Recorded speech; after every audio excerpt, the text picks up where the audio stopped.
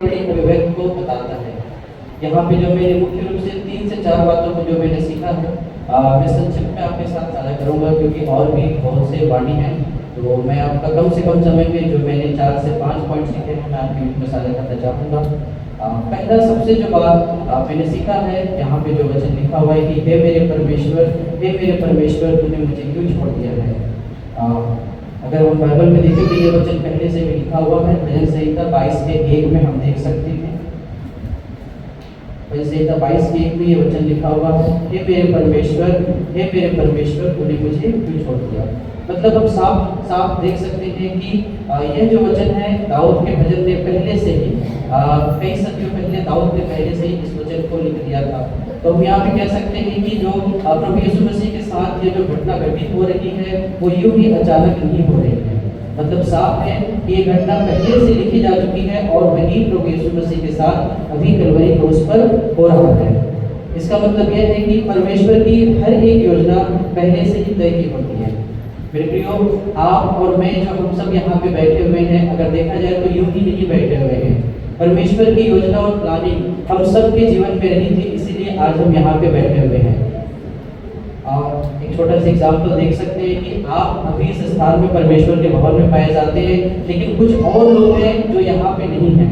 मतलब साफ है कि परमेश्वर ने आपका और मेरा नाम उस जीवन की पुस्तक में लिखा हुआ है, इसीलिए आप और मैं यहाँ पे पाए जाते हैं। और जिनका नाम जीवन की पुस्तक में नहीं लिखा या परमेश्वर ने जिन्हें नहीं चुना है, आज वो इस स्थान पे नहीं पाए जा रहे हैं।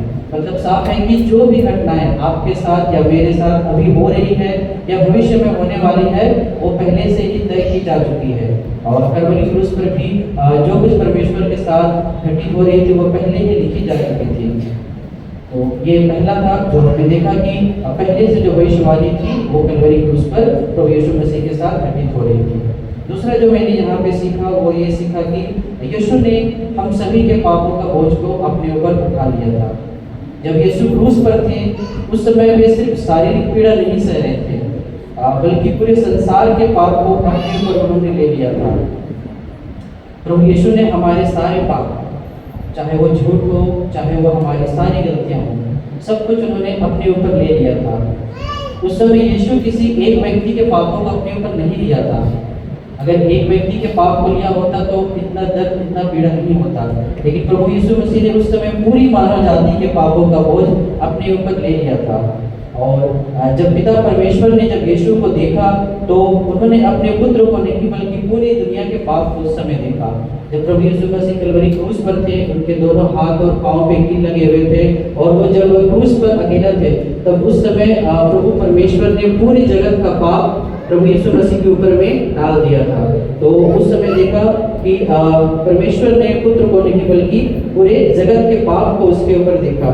और हम कह सकते हैं कि न्याय के कुछ क्षण में पिता ने अपने पुत्र से मुंह फेर लिया था, क्योंकि परमेश्वर के ऊपर सारे पापों का बोझ डाल दिया गया था। और यह वचन हमें बताता है कि प्रभु यीशु मसीह ने जो क्रूस पर उस सभी पाप को ले लिया था, यीशु पूरी तरह से अकेले थे ताकि हम कभी फिर अकेले ना हो। हालेलुया।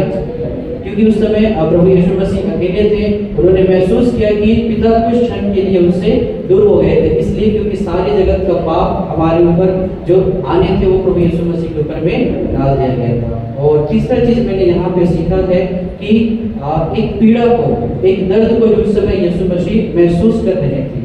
जैसे कि हम सभी को मालूम है कि यीशु मसीह पूरी तरह से परमेश्वर तो थे, लेकिन साथ साथ वो पूरी तरह से मनुष्य भी थे। उन्होंने वही दर्द महसूस किया जो हम करते थे या हम अभी करते हैं। वो दर्द अकेलापन हो सकता है, ठुकराया जाना हो सकता है, या दुख और पीड़ाएं हो सकती हैं। यीशु ने कोड़े की मार से भी और कांटों का ताज भी सहा, लेकिन कभी भी यीशु मसीह ने अपने मुख से ऊप तक नहीं कहा और एक शब्द भी नहीं कहा।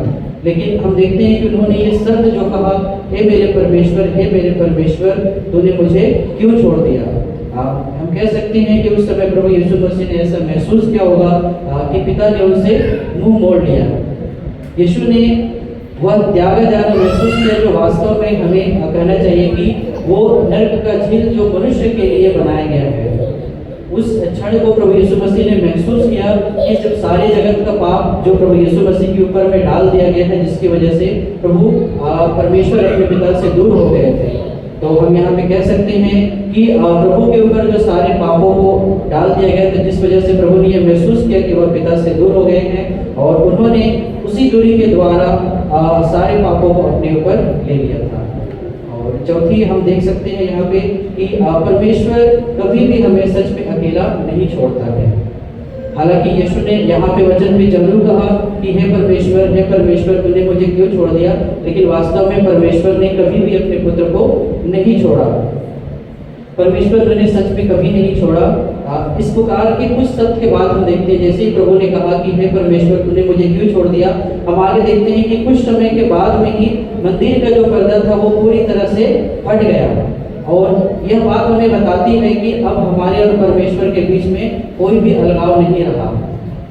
पहले की जो परंपरा थी कि हम परमेश्वर के पवित्र मंदिर में नहीं जा सकते, सिर्फ याजक के अंदर में जा सकते हैं, लेकिन जैसे ही प्रभु यीशु मसीह ने कलवरी क्रूस पर इस शब्द को कहा कि हे मेरे परमेश्वर तूने मुझे क्यों छोड़ दिया, उसके कुछ ही क्षण के बाद हम देखते हैं कि मंदिर का जो पर्दा था वो 20 से 2 टुकड़ा हो गया। और यह बात हमें बताती है कि हमारे और परमेश्वर के बीच में अब कोई और अलगाव नहीं रह गया है, हम सीधे पिता के पास जा सकते हैं।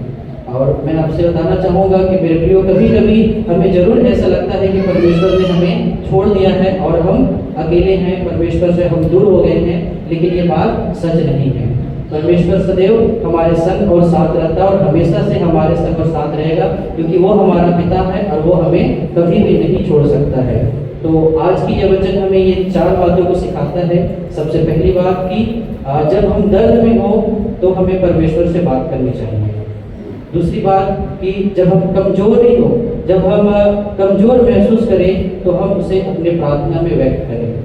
तीसरी बात हमें ये सिखाता है कि विश्वास रखें कि हर कठिन समय के बाद पुनरुत्थान आता है। और चौथी बात यह है कि यीशु ने जो कुछ सहा वह केवल और केवल हमारे उद्धार के लिए सहा। मैं एक छोटी सी प्रार्थना करना चाहूँगा इस वचन के लिए। धन्यवाद करते हैं पिता।